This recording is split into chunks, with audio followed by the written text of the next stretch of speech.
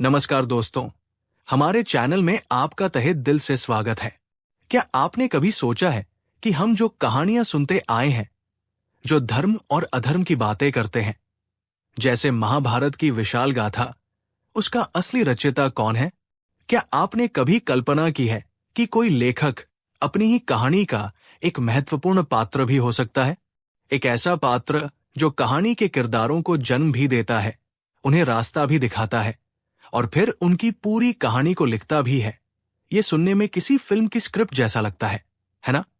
लेकिन आज हम एक ऐसे ही महापुरुष, एक ऐसे महर्षि की जीवन गाथा में उतरने वाले हैं, जिन्हें सिर्फ एक लेखक कहना सूरज को दिया दिखाने जैसा होगा। वो ज्ञान के महासागर थे, भारत की आत्मा के संकलन करता थे और एक ऐसे दिव्य दृष्टा थे, जिनकी लिखी बातें आज हजारों साल बाद भी हमारे जीवन को दिशा देती है। हम बात कर रहे हैं वेदव्यास की।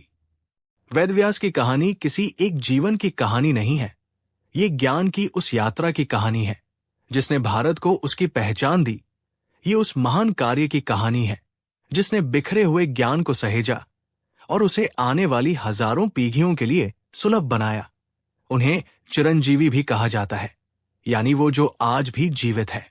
इस ऑडियो बुक में हम उनके रहस्यमयी जन्म से लेकर उनके द्वारा वेदों के विभाजन, महाभारत और पुराणों की रचना और उनके जीवन के उन अनछुए पहलुओं को जानने की कोशिश करेंगे, जो हमें जीवन में सही निर्णय लेने और अपने कर्तव्यों को समझने की प्रेरणा देते हैं।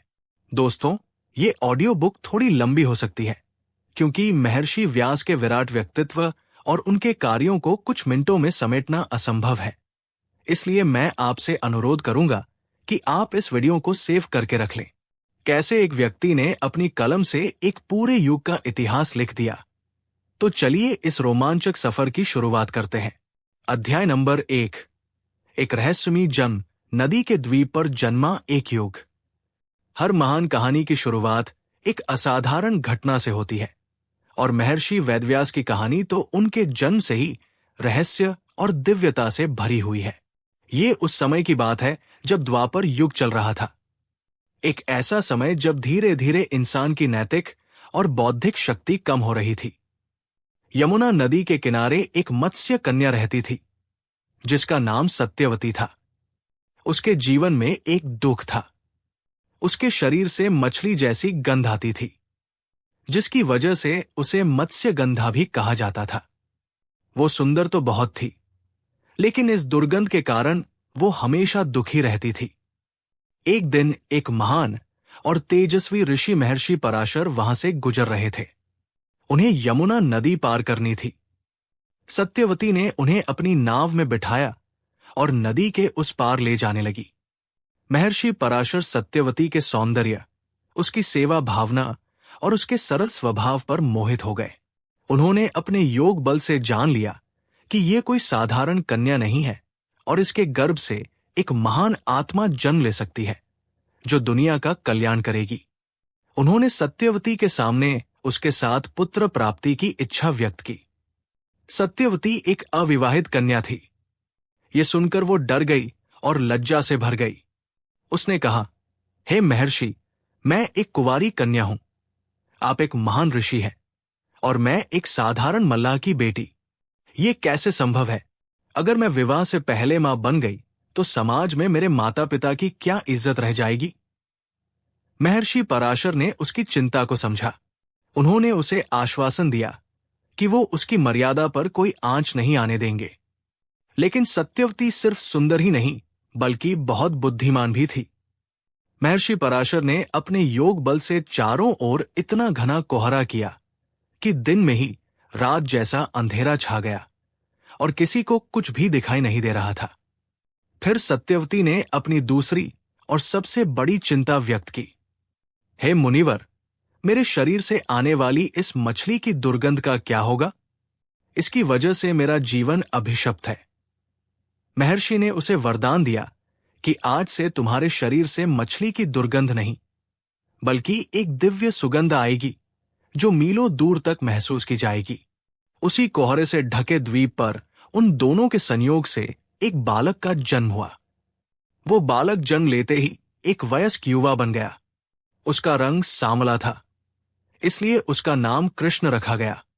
और क्योंकि उसका जन्म यमुना नदी के एक द्वीप पर हुआ था, इसलिए उसका पूरा नाम पड़ा कृष्णद्वैपायन।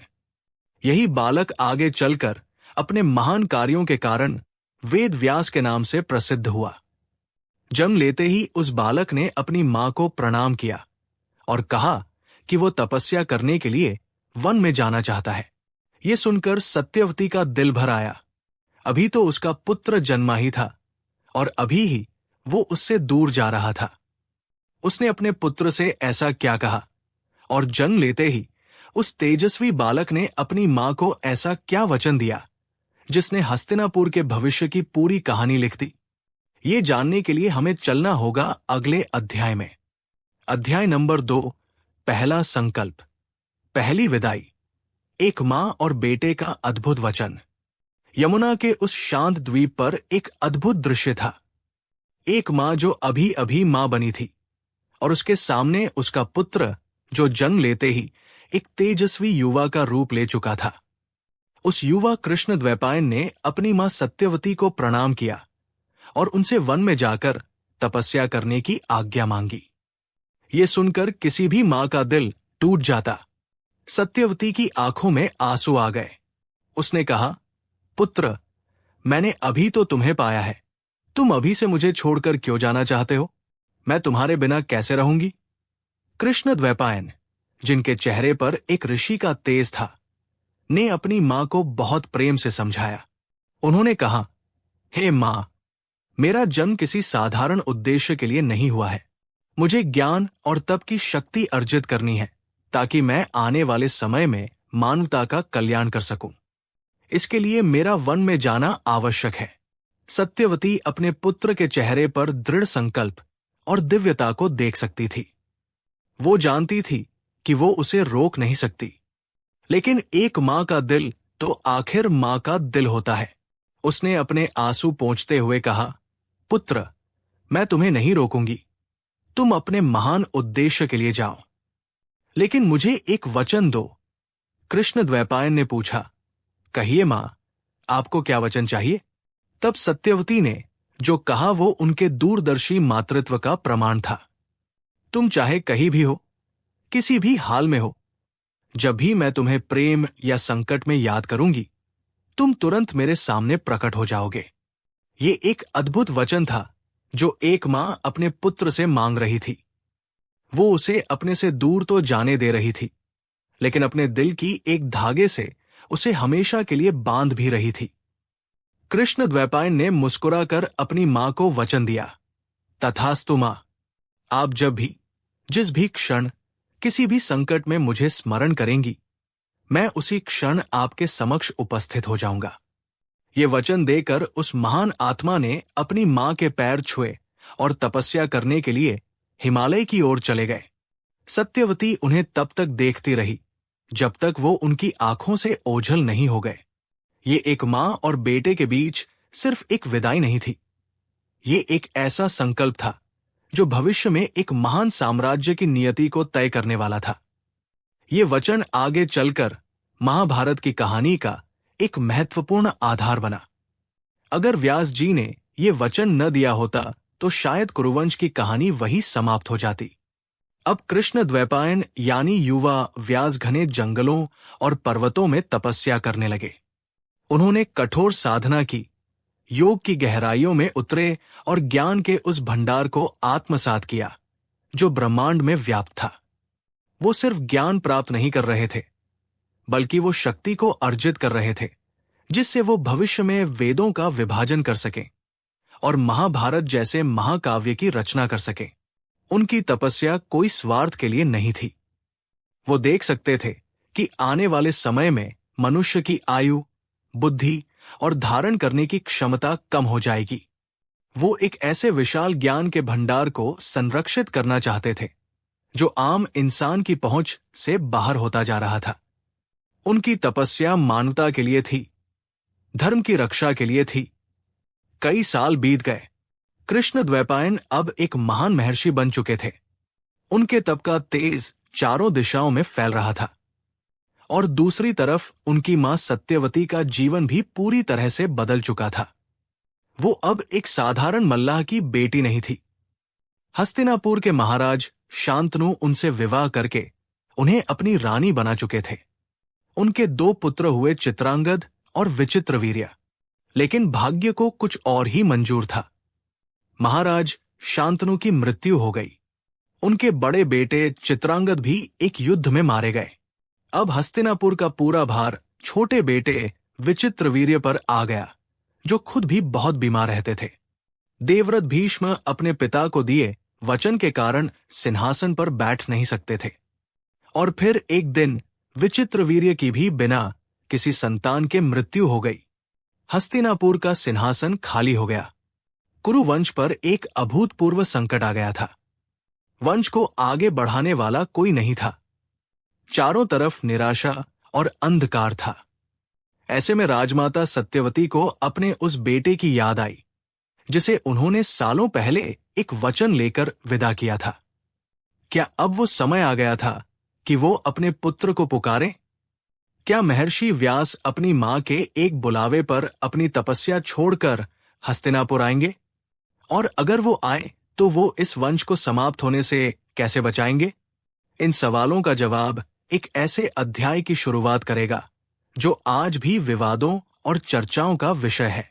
अध्याय नंबर 3, जब कर्तव्य ने पुकारा, हस्तिनापुर का संकट और एक ऋषि का आगमन। हस्तिनापुर के राजमहल में शोक और सन्नाटा पसरा हुआ था। कुरु वंश का दीपक बुझने की कगार पर था। महाराज विचित्रवीर्य की निय संतान मृत्यु ने पूरे साम्राज्य को एक अनिश्चित भविष्य के अंधेरे में धकेल दिया था। राजमाता सत्यवती का दिल बैठा जा रहा था।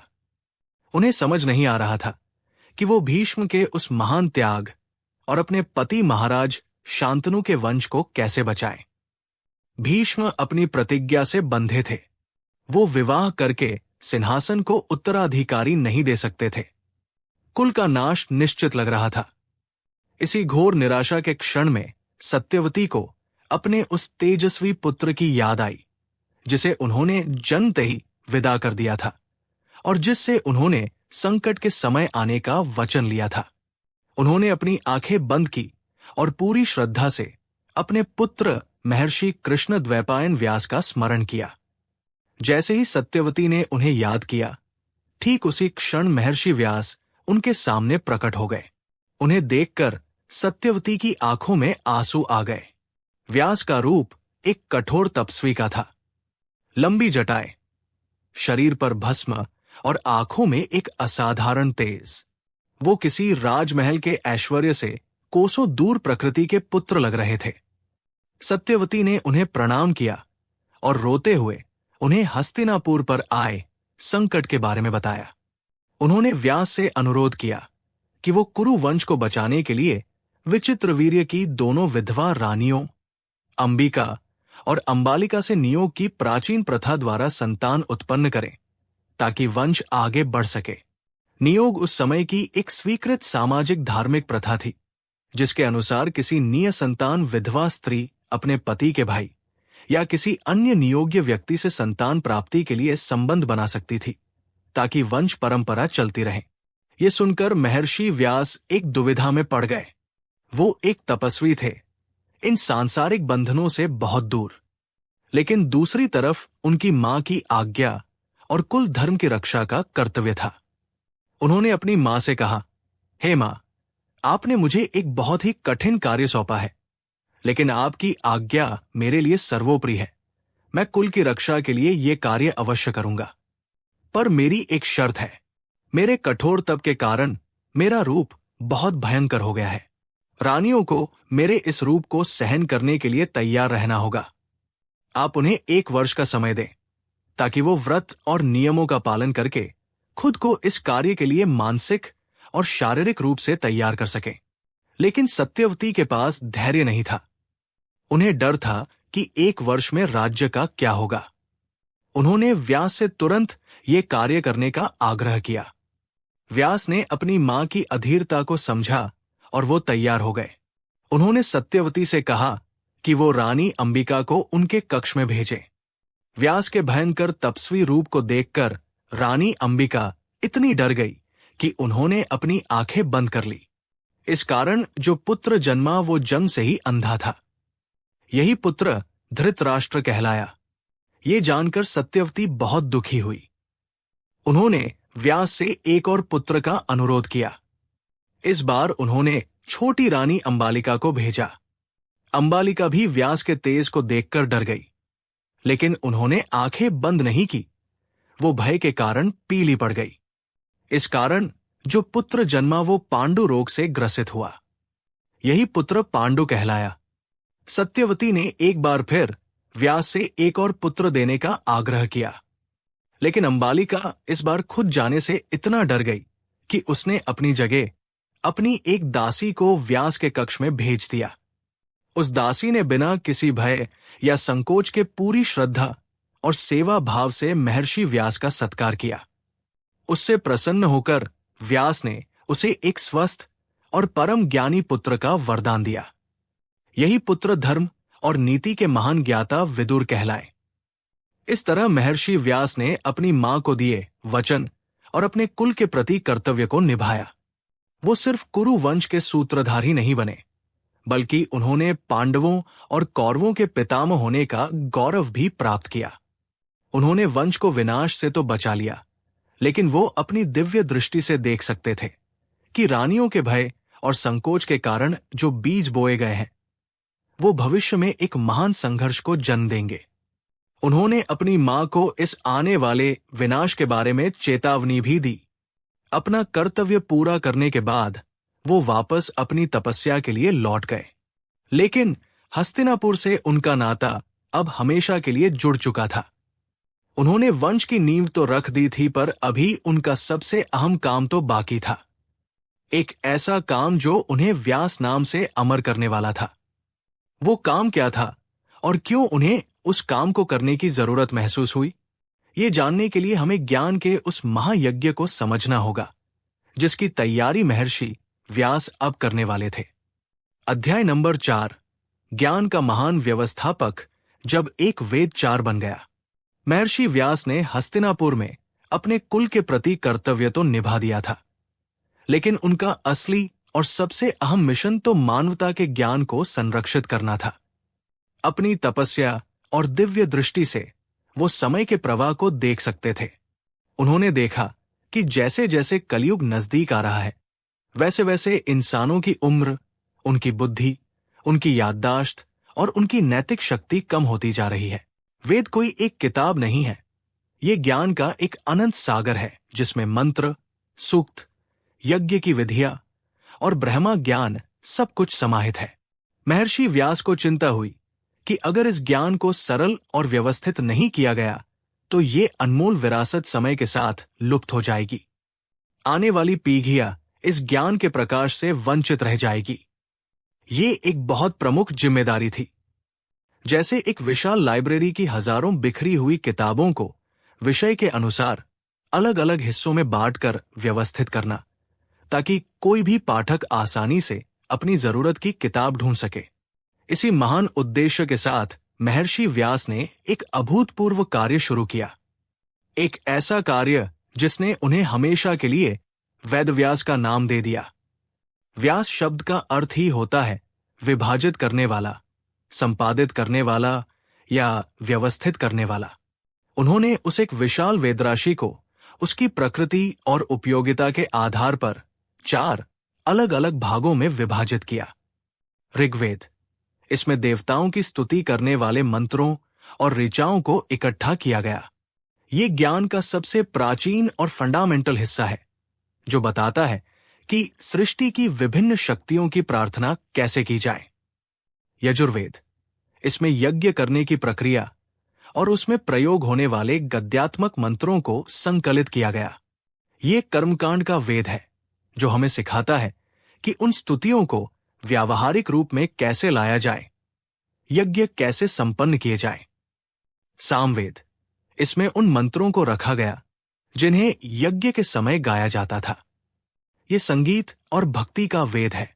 इसकी ज्यादातर ऋचाएं ऋग्वेद से ही ली गई है, लेकिन उन्हें गाने योग्य बनाने के लिए एक संगीतात्मक रूप दिया गया है। अथर्ववेद, इसमें आम इंसान के रोजमर्रा के जीवन से जुड़ी चीजों जैसे औषधि, आयुर्वेद, तंत्र, समाज के नियम और यहां तक कि भौतिक विज्ञान से जुड़े ज्ञान को भी संकलित किया गया। ये लोक जीवन का वेद था, जो इंसान को उसके भौतिक और सामाजिक जीवन में आने वाली समस्याओं का समाधान देता था। इस तरह एक ही ज्ञान सागर को 4 अलग अलग नदियों में प्रवाहित कर दिया गया, ताकि अलग अलग रुचि और क्षमता वाले लोग अपनी अपनी जरूरत के हिसाब से ज्ञान प्राप्त कर सकें। ये ज्ञान के प्रबंधन यानी नॉलेज मैनेजमेंट का सबसे बड़ा और शायद सबसे पहला उदाहरण था। यह दिखाता है कि महर्षि व्यास कितने दूरदर्शी थे। वो जानते थे कि ज्ञान को सिर्फ इकट्ठा करना काफी नहीं है, उसे उपयोगी और सुलभ बनाना भी उतना ही जरूरी है। लेकिन उनका काम यही खत्म नहीं हुआ। वेदों को 4 भागों में बांटने के बाद उन्होंने ये सुनिश्चित किया कि ये ज्ञान परंपरा आगे भी चलती रहे। उन्होंने अपने 4 सबसे योग्य शिष्यों को बुलाया और उन्हें एक एक वेद की जिम्मेदारी सौंपी। पैल मुनि को ऋग्वेद, वैशंपायन को यजुर्वेद, जैमिनी को सामवेद और सुमंतु को अथर्ववेद पढ़ाया और उन्हें आदेश दिया कि वो इस ज्ञान को अपने शिष्यों तक पहुंचाए। इस तरह उन्होंने गुरु शिष्य परंपरा की एक ऐसी मजबूत श्रृंखला बना दी, जिसकी वजह से ये वैदिक ज्ञान हजारों सालों के बाद भी बिना किसी लिखित रूप के मौखिक परंपरा से ही हम तक सुरक्षित पहुंच पाया। ये महर्षि व्यास का मानवता पर सबसे महान उपकार था। उन्होंने ज्ञान के दीपक को कलयुग के तूफान में बुझने से बचा लिया।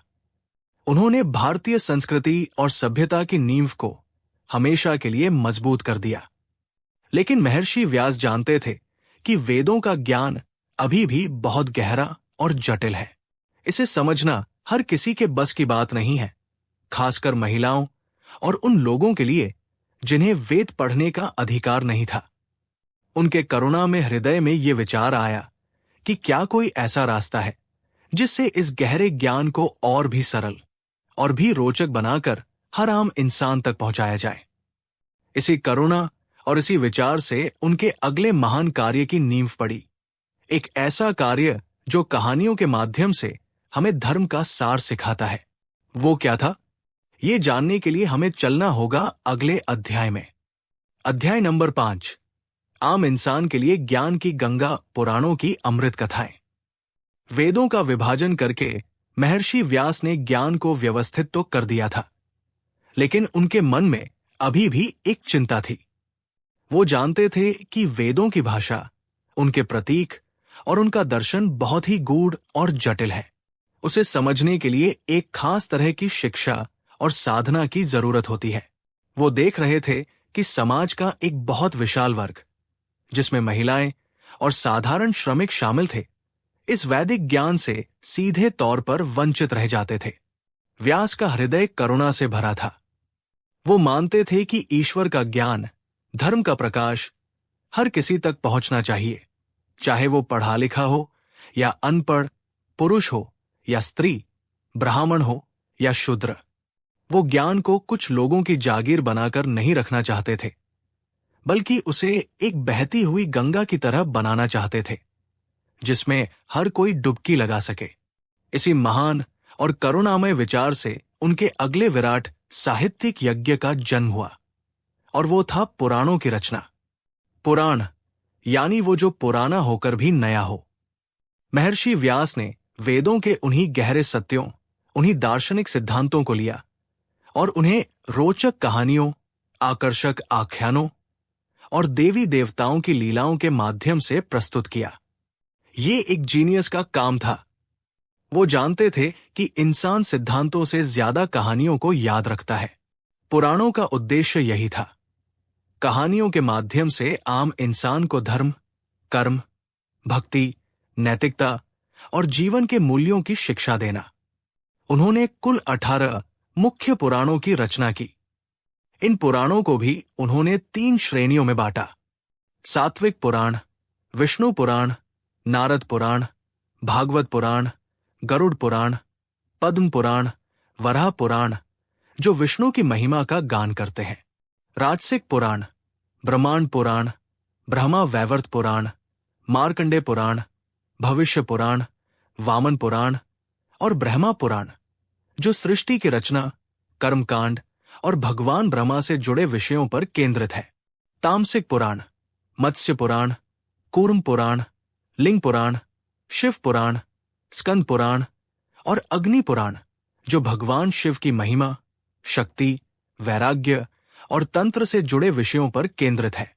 यहां तामसिक का अर्थ नकारात्मक नहीं, बल्कि शक्ति और सहार से जुड़े पहलुओं से है। इन पुराणों में क्या है? इनमें सृष्टि की उत्पत्ति कैसे हुई, उसका विनाश कैसे होता है, विभिन्न देवताओं की वंशावली, अलग अलग मनवंतरों का इतिहास और सूर्य तथा चंद्रवंशी राजाओं की कहानियां भी हैं। इनमें भूगोल है, खगोल विज्ञान है, ज्योतिष है, आयुर्वेद है और समाज में रहने के लिए नैतिक नियम भी है। श्रीमद् भागवत पुराण में भगवान कृष्ण की मनमोहक लीलाओं के माध्यम से भक्ति के सर्वोच्च रूप को समझाया गया है। शिव पुराण में भगवान शिव के वैरागी और गृहस्थ दोनों रूपों का अद्भुत वर्णन है। गरुड़ पुराण में मृत्यु के बाद आत्मा की यात्रा और कर्मों के फल के बारे में बताया गया है। अग्नि पुराण को एक तरह का हिंदू विश्वकोश कहा जा सकता है, जिसमें हर विषय की जानकारी है।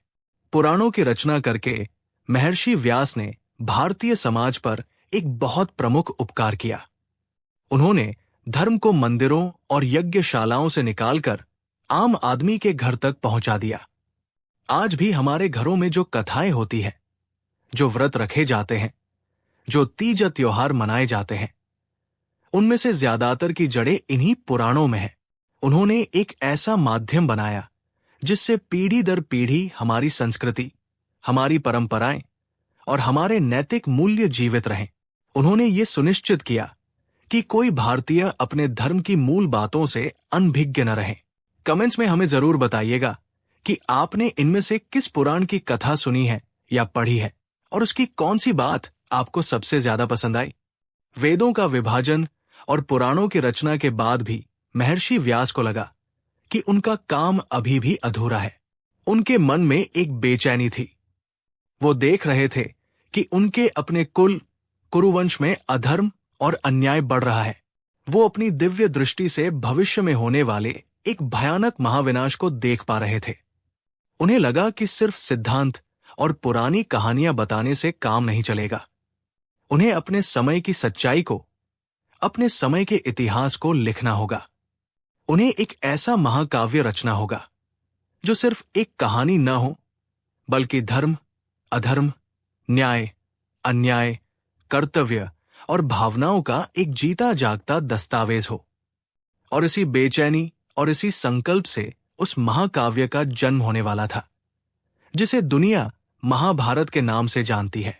लेकिन इस महाकाव्य को लिखने का विचार उनके मन में कैसे आया और इसे लिखने में उन्हें किस दिव्य सहायक की जरूरत पड़ी, ये एक और रोचक कहानी है जिसे हम अगले अध्याय में जानेंगे। अध्याय नंबर 6, जब इतिहास महाकाव्य बना, महाभारत की रचना का संकल्प। वेदों का विभाजन हो चुका था।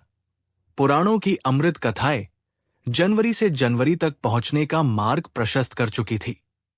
महर्षि व्यास सरस्वती नदी के किनारे अपने शांत आश्रम में रहते थे, लेकिन उनका मन अशांत था।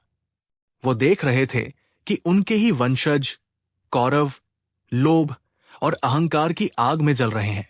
वो अपनी दिव्य दृष्टि से हस्तिनापुर के सिंहासन के लिए होने वाले एक भयानक संघर्ष और उसके विनाशकारी परिणाम को साफ साफ देख सकते थे। उन्हें उस महायुद्ध की आहट सुनाई दे रही थी, जिसमें भाई भाई का दुश्मन बन जाएगा, जिसमें लाखों निर्दोष लोग मारे जाएंगे और जिसमें धर्म और अधर्म के बीच एक ऐसी भयंकर लड़ाई होगी जैसी पहले कभी नहीं हुई। ये ज्ञान का बोझ बहुत भारी था। वो इस भविष्य की पीड़ा को अपने अंदर महसूस कर सकते थे। उन्हें लगा कि अगर उन्होंने इस कहानी को, इस इतिहास को नहीं लिखा, तो आने वाली पीढ़ियां इस महाविनाश से कोई सबक नहीं सीख पाएंगी। वो चाहते थे कि लोग जाने कि कैसे छोटे छोटे स्वार्थ, अहंकार और अन्याय एक पूरे कुल का, एक पूरी सभ्यता का नाश कर सकते हैं। वो सिर्फ एक कहानी नहीं लिखना चाहते थे, बल्कि वो एक ऐसा पंचम वेद रचना चाहते थे जो हर इंसान को, चाहे वो किसी भी वर्ण या आश्रम का हो, धर्म के हर पहलू को समझा सके। एक ऐसा ग्रंथ जो जीवन का विश्वकोश हो, जिसमें राजनीति, समाज, दर्शन, युद्ध, प्रेम, घृणा, हर मानवीय भावना और हर परिस्थिति के लिए मार्गदर्शन हो। इसी महान संकल्प के साथ उन्होंने अपने मन में उस पूरे महाकाव्य की रचना कर ली। उन्होंने कौरवों और पांडवों की पूरी कहानी, उनके जन्म से लेकर उनके अंतिम समय तक, भीष्म, द्रोण, कर्ण, कृष्ण जैसे महान चरित्रों के उत्थान और पतन और उस महायुद्ध की हर प्रकार की घटना को अपने मानस पटल पर अंकित कर लिया। ये एक इतना विशाल, इतना जटिल और इतना गहरा महाकाव्य था कि इसकी तुलना किसी और ग्रंथ से नहीं की जा सकती। इसमें 1 लाख से भी अधिक श्लोक है। कहा जाता है, यन्न भारते तन्न भारते, यानी जो महाभारत में नहीं है वो भारत यानी इस दुनिया में भी नहीं है। ये ग्रंथ सिर्फ एक युद्ध की कहानी नहीं है, ये मानव जीवन का दर्पण है। लेकिन अब महर्षि व्यास के सामने एक बहुत अहम व्यावहारिक समस्या आ खड़ी हुई। उन्होंने पूरा महाकाव्य अपने मन में तो रच लिया था, लेकिन इसे लिखेगा कौन? ये कोई साधारण काम नहीं था। इसके लिए एक ऐसे लेखक, एक ऐसे लिपिकार की जरूरत थी जिसकी गति और बुद्धि दोनों ही असाधारण हो, जो महर्षि के विचारों की गति के साथ तालमेल बिठा सके।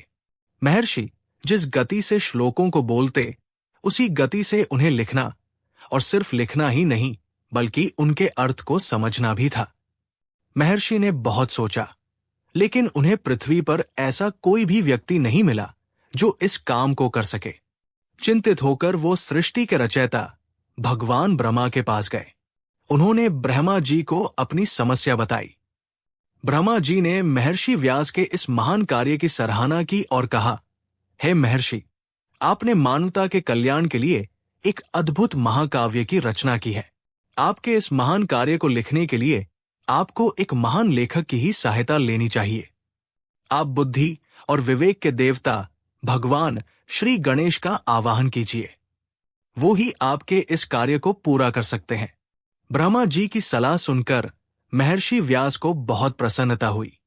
उन्होंने मन ही मन विघ्नहर्ता, बुद्धि के देवता श्री गणेश का ध्यान किया और उनसे इस महाकाव्य को लिखने की प्रार्थना की। भगवान गणेश प्रकट हुए और उन्होंने व्यास जी का अनुरोध स्वीकार कर लिया, लेकिन एक शर्त के साथ, जिसने लेखन की प्रक्रिया को चुनौतीपूर्ण और रोचक बना देती है। और उस शर्त के जवाब में महर्षि व्यास ने भी अपनी एक शर्त रखी, जो उनकी असाधारण बुद्धिमत्ता का प्रमाण है। वो शर्तें क्या थी और कैसे उन शर्तों ने महाभारत के लेखन को एक साधारण श्रुतलेखन से कहीं अधिक बना दिया? ये अद्भुत जुगलबंदी है जिसके लिए हमें अगले अध्याय में चलना होगा। अध्याय नंबर 7, लेखक और लिपिकार की अद्भुत जुगलबंदी, जब गणेश जी ने महाभारत लिखी। जब महर्षि व्यास के अनुरोध पर भगवान गणेश महाभारत लिखने के लिए तैयार हो गए, तो उन्होंने एक बहुत ही दिलचस्प और कठिन शर्त रखी।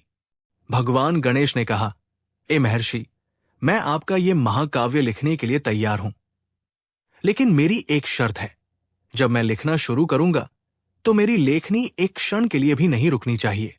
अगर आपको बोलते बोलते रुकना पड़ा और मेरी लेखनी रुक गई तो मैं उसी क्षण लिखना बंद कर दूंगा और चला जाऊंगा। ये एक बहुत विशाल चुनौती थी।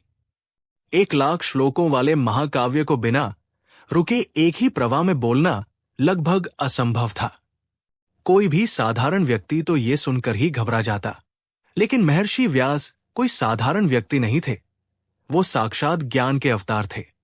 महर्षि व्यास ने भगवान गणेश की इस शर्त को स्वीकार कर लिया, लेकिन उन्होंने भी अपनी एक जवाबी शर्त रखी।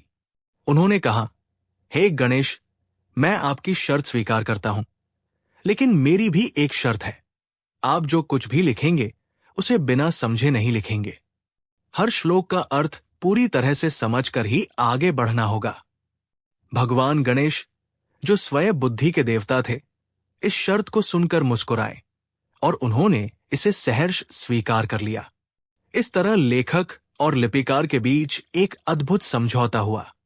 यह समझौता सिर्फ एक शर्त नहीं थी, बल्कि ये ज्ञान के आदान प्रदान के सबसे अहम सिद्धांत को स्थापित कर रहा था। ये बता रहा था कि सच्चा ज्ञान सिर्फ बोलना या लिखना नहीं, बल्कि उसे गहराई से समझना और आत्मसात करना है। और फिर वो ऐतिहासिक क्षण आया। महर्षि व्यास ने आंखें बंद की और अपने मानस में रचे हुए उस महासागर जैसे महाकाव्य को बोलना शुरू किया, और भगवान गणेश ने अपनी दिव्य लेखनी से उसे तालपत्रों पर अंकित करना शुरू कर दिया। महर्षि व्यास एक अविरल धारा की तरह श्लोक बोलते जाते और भगवान गणेश उतनी ही तेजी से उन्हें लिखते जाते। लेकिन महर्षि व्यास की शर्त अब उनके काम आ रही थी।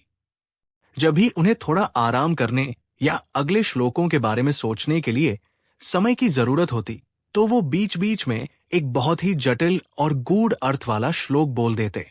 इन श्लोकों को व्यासकूट कहा जाता है। इन जटिल श्लोकों को समझने और उनका अर्थ निकालने में भगवान गणेश को थोड़ा समय लगता था, और जब तक वो उसका अर्थ समझकर उसे लिखते, तब तक महर्षि व्यास को आराम करने और अपने मन में हजारों नए श्लोकों को व्यवस्थित करने का पर्याप्त समय मिल जाता था। इस तरह व्यास जी की वाक्पटुता और गणेश जी की लेखन क्षमता और बुद्धि के बीच एक अद्भुत सामंजस्य बना रहा। कहा जाता है कि ये लेखन कार्य 3 वर्षों तक चला। इन 3 वर्षों में महर्षि व्यास ने मानवता को वो अनमोल निधि प्रदान की जिसे हम आज महाभारत के नाम से जानते हैं। ये ग्रंथ सिर्फ कौरवों और पांडवों की कहानी नहीं है। ये धर्म, अर्थ, काम और मोक्ष इन चारों पुरुषार्थों का एक विश्वकोश है। इसमें भगवद गीता जैसा दिव्य ज्ञान है जो भगवान कृष्ण ने सीधे अर्जुन को दिया। इसमें भीष्म पितामह का शांति पर्व में दिया गया राजधर्म और मोक्ष धर्म का उपदेश भी है। महाभारत की रचना ये भी सिखाती है कि किसी भी महान कार्य के लिए सहयोग और समझ कितनी जरूरी है। व्यास और गणेश की ये जुगलबंदी एक आदर्श टीम वर्क का उदाहरण है। व्यास जी अगर गणेश जी की शर्त से घबरा जाते या गणेश जी व्यास जी की शर्त को अपने अहंकार पर ले लेते, तो ये महान ग्रंथ कभी लिखा ही नहीं जाता। दोनों ने एक दूसरे की क्षमताओं का सम्मान किया और एक दूसरे को सहयोग दिया। यह हमें सिखाता है कि जीवन में जब हम कोई अहम लक्ष्य लेकर चलते हैं, तो हमें भी ऐसे सहयोगी खोजने चाहिए और खुद भी एक अच्छा सहयोगी बनना चाहिए जो सिर्फ सुने नहीं बल्कि समझे भी। महाभारत की रचना पूरी हो चुकी थी। मानवता के इतिहास का सबसे बड़ा महाकाव्य अब साकार रूप ले चुका था। महर्षि व्यास ने अपना संकल्प पूरा कर लिया था, लेकिन कहानी यही खत्म नहीं होती। महर्षि व्यास सिर्फ इस महाकाव्य के लेखक नहीं थे, वो इसके एक प्रमुख पात्र भी थे।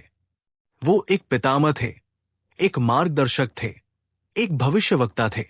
उन्होंने सिर्फ कहानी लिखी नहीं बल्कि उस कहानी को जिया भी। एक लेखक के रूप में अपनी ही कहानी का पात्र होना, अपनी ही बनाए चरित्रों को दुख भोगते हुए देखना, ये कितना पीड़ादायक रहा होगा। लेखक और पात्र के इस दोहरी भूमिका को उन्होंने कैसे निभाया, ये हम जानेंगे अगले अध्याय में। अध्याय नंबर 8, जब लेखक स्वयं पात्र बना, कहानी के भीतर का निर्देशक। महाभारत की रचना करके महर्षि व्यास ने खुद को सिर्फ एक लेखक की भूमिका तक सीमित नहीं रखा। वो इस महाकाव्य के एक मूक दर्शक नहीं थे, बल्कि एक सक्रिय और महत्वपूर्ण पात्र थे। ये महाभारत की सबसे अनोखी और गहरी बातों में से एक है कि उसका रचयिता खुद अपनी ही कहानी के हर मोड़ पर मौजूद है। वो सिर्फ इतिहास लिख नहीं रहे थे, वो इतिहास को बनते हुए देख रहे थे और जहां जरूरत पड़ती थी वहां हस्तक्षेप करके उसे सही दिशा देने की कोशिश भी कर रहे थे। वो एक पितामह थे, एक गुरु थे और एक ऐसे मार्गदर्शक थे जो भविष्य को देख सकते थे और सबको आने वाले संकट से आगाह करते रहते थे। जब धृतराष्ट्र, पांडु और विदुर का जन्म हुआ, तो उन्होंने उनके भविष्य के बारे में अपनी मां सत्यवती को बता दिया था। उन्होंने धृतराष्ट्र के अंधत्व और पांडु के रोग के पीछे का कारण भी समझाया और विदुर के धर्मपरायण होने की भविष्यवाणी भी की। जैसे जैसे पांडव और कौरव बड़े हुए, महर्षि व्यास लगातार हस्तिनापुर आते जाते रहे। उन्होंने धृतराष्ट्र को बार बार समझाया कि वो दुर्योधन को अधर्म के रास्ते पर जाने से रोके। उन्होंने धृतराष्ट्र को चेतावनी दी कि उनका ये पुत्र मोही पूरे कुरुवंश के विनाश का कारण बनेगा, लेकिन धृतराष्ट्र ने उनकी एक न सुनी। महर्षि व्यास सिर्फ सलाह ही नहीं देते थे, बल्कि वो अपनी शक्तियों से कहानी को आगे बढ़ाने में भी मदद करते थे। जब महाभारत का युद्ध निश्चित हो गया तो वो धृतराष्ट्र के पास पहुंचे। धृतराष्ट्र ने युद्ध देखने की इच्छा जताई। व्यास ने उन्हें दिव्य दृष्टि देने की पेशकश की, लेकिन धृतराष्ट्र ने यह कहते हुए मना कर दिया कि वो अपने ही कुल के विनाश को अपनी आंखों से नहीं देख सकते। तब व्यास जी ने संजय को दिव्य दृष्टि प्रदान की ताकि वो धृतराष्ट्र को युद्ध का आंखों देखा हाल सुना सके। धृतराष्ट्र मान गए और इसी दिव्य दृष्टि के कारण ही हम आज भगवद गीता और महाभारत युद्ध का इतना सजीव वर्णन सुन पाते हैं। ये व्यास जी का ही एक तरह का लाइव टेलीकास्ट का इंतजाम था। पूरे युद्ध के दौरान वो पांडवों के दुख में उनके साथ खड़े रहे। जब अभिमन्यु की अधर्म से हत्या हुई और अर्जुन ने जयद्रथ को मारने की प्रतिज्ञा ली तो पांडवों के शिविर में निराशा छा गई थी। तब व्यास जी ने वहां पहुंचकर युधिष्ठिर को भगवान शिव के पाशुपतास्त्र का ज्ञान दिया और उनका हौसला बढ़ाया।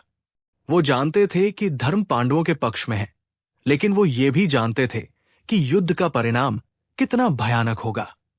युद्ध समाप्त होने के बाद जब अश्वत्थामा ने रात में सोए हुए पांडवों के पुत्रों की हत्या कर दी और उत्तरा के गर्भ में पल रहे अंतिम वंशज परीक्षित पर ब्रह्मास्त्र चला दिया, तब भी व्यास जी ने ही भगवान कृष्ण के साथ मिलकर उस बालक की रक्षा की और अश्वत्थामा को उसके कुकर्मों की सजा दी।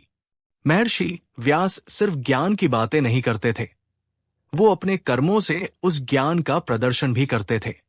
लेखक और पात्र के रूप में उनकी दोहरी भूमिका ये सिखाती है कि महानता सिर्फ रचना करने में नहीं, बल्कि रचना के प्रति अपनी जिम्मेदारी निभाने में भी है। उन्होंने अपनी दिव्य शक्ति का उपयोग हमेशा धर्म और कल्याण के लिए किया। अध्याय नंबर 9, जब रचयिता ने पीड़ा सही, गांधारी का श्राप और गंगा के तट पर मिलन। युद्ध खत्म हो चुका था। हस्तिनापुर की गलियों में विधवाओं का विलाप गूंज रहा था। हर तरफ नाश और पीड़ा थी। ऐसे में एक मां का श्राप उनका इंतजार कर रहा था, एक ऐसा श्राप जो उनके द्वारा रचे गए सबसे बड़े नायक को भी भुगतना पड़ा।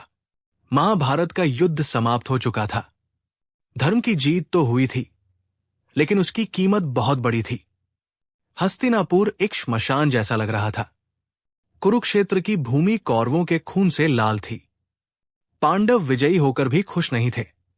उनके मन में अपने ही भाई बंधुओं को मारने का गहरा दुख और अपराध बोध था।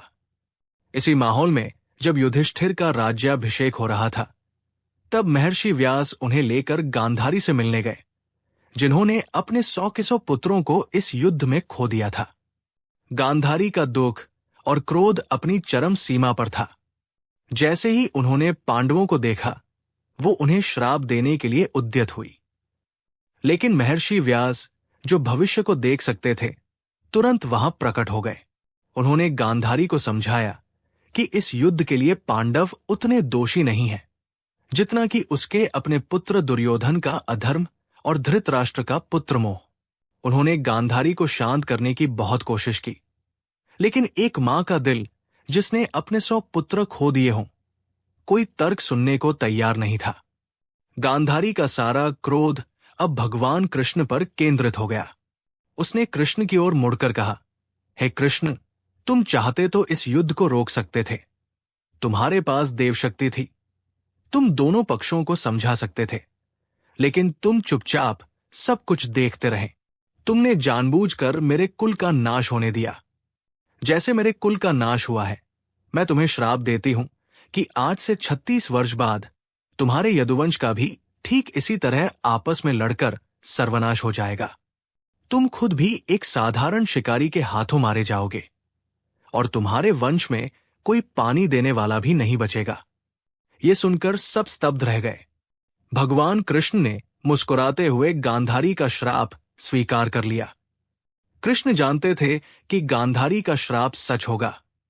सोचकर देखिए उस लेखक की पीड़ा जो अपनी कहानी के सबसे प्रिय पात्र साक्षात नारायण के अवतार भगवान कृष्ण को एक श्राप के अधीन होते हुए देख रहा है और कुछ नहीं कर सकता। ये ज्ञान का बोझ था जिसने व्यास जी को एक निष्काम कर्मयोगी बना दिया था। लेकिन महर्षि व्यास का हृदय शांत नहीं हुआ। उन्होंने धृतराष्ट्र और गांधारी को, जो अपने पुत्रों के शोक में डूबे हुए थे, सांत्वना देने का एक अद्भुत तरीका निकाला। उन्होंने अपनी योग शक्ति से एक रात के लिए गंगा के तट पर उन सभी मृत योद्धाओं भीष्म, द्रोण, कर्ण और कौरवों समेत को जीवित कर दिया ताकि उनके परिजन उनसे मिल सकें और अपने मन का बोझ हल्का कर सकें। ये घटना दिखाती है कि वो कितने दयालु थे। वो सिर्फ एक कठोर तपस्वी नहीं थे, बल्कि उनके अंदर एक कोमल हृदय भी था जो दूसरों के दुख को समझता था। महर्षि व्यास का जीवन और उनका महाभारत में पात्र के रूप में हस्तक्षेप हमें एक सबक सिखाता है। वो हमें कर्म के सिद्धांत, स्वतंत्र इच्छा के महत्व और ज्ञान के साथ आने वाली जिम्मेदारी के बारे में सिखाते हैं। उन्होंने एक ऐसा दर्पण बनाया जिसमें हम अपना अतीत, वर्तमान और भविष्य तीनों देख सकते हैं। उनका हमारे लिए क्या संदेश है, इन सभी सवालों के जवाब के साथ हम अपनी इस ऑडियो बुक के अंतिम अध्याय पर पहुंचेंगे। अध्याय नंबर 10, एक जीवित विरासत, गुरु पूर्णिमा और व्यास का अमर संदेश। महर्षि वेद व्यास का कार्य महाभारत की रचना या कुरुवंश के मार्गदर्शन के साथ समाप्त नहीं हुआ। उनकी विरासत तो अनंत है और उनका प्रभाव आज भी भारतीय संस्कृति के हर पहलू में जीवित है। उन्हें सिर्फ वेदों का विभाजनकर्ता, पुराणों और महाभारत का रचयिता ही नहीं माना जाता, बल्कि वेदांत दर्शन का सबसे महत्वपूर्ण ग्रंथ ब्रह्मा सूत्र भी उन्हीं की रचना मानी जाती है। उन्होंने ज्ञान के एक ऐसे विशाल वट वृक्ष को लगाया जिसकी शाखाएं आज भी हमें शीतल छाया और मीठे फल दे रही है। भारतीय संस्कृति में उनके योगदान को सम्मान देने के लिए हर वर्ष आषाढ़ मास की पूर्णिमा के दिन को उनके नाम पर गुरु पूर्णिमा के रूप में मनाया जाता है। ये दिन सिर्फ व्यास जी को याद करने के लिए नहीं है, बल्कि उस गुरु शिष्य परंपरा के सम्मान का दिन है जिसकी नींव उन्होंने रखी थी। ये हमें याद दिलाता है कि जीवन में सच्चा ज्ञान, सच्चा मार्गदर्शन कितना आवश्यक है और हमें हमेशा अपने गुरुओं का आदर करना चाहिए।